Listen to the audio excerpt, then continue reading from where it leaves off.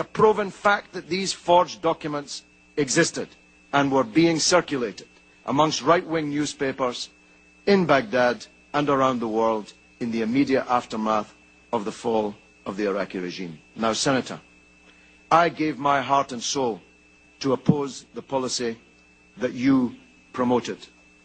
I gave my political life's blood to try to stop the mass killing of Iraqis by the sanctions on Iraq, which killed 1 million Iraqis, most of them children.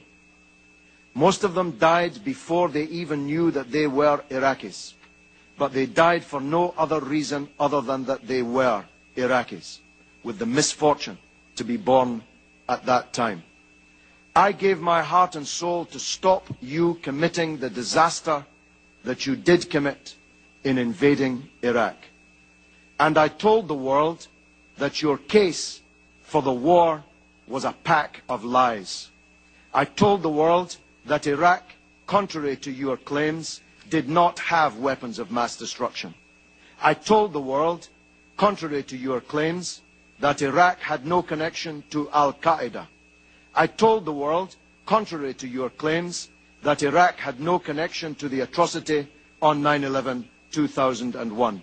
I told the world, contrary to your claims, that the Iraqi people would resist a British and American invasion of their country, and that the fall of Baghdad would not be the beginning of the end, but merely the end of the beginning. Senator, in everything I said about Iraq, I turned out to be right, and you turned out to be wrong. And 100,000 people have paid with their lives. 1,600 of them American soldiers, sent to their deaths on a pack of lies. 15,000 of them wounded, many of them disabled forever, on a pack of lies. If the world had listened to Kofi Annan, whose dismissal you demanded, if the world had listened to President Chirac, who you want to paint as some kind of corrupt traitor, if the world had listened to me and the anti-war movement in Britain, we would not be in the disaster that we are in today. Senator, this is the mother of all smokescreens.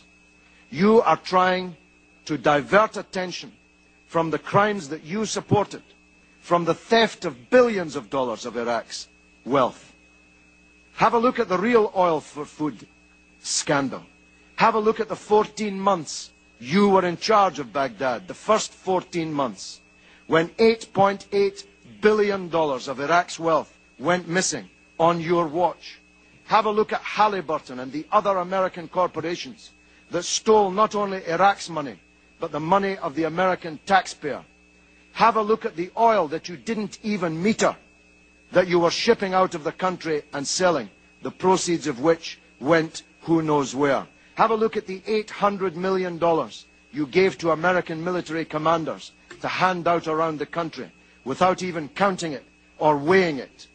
Have a look at the real scandal breaking in the newspapers today, revealed in the earlier testimony in this committee, that the biggest sanctions busters were not me or Russian politicians or French politicians. The real sanctions busters were your own companies with the connivance of your own government.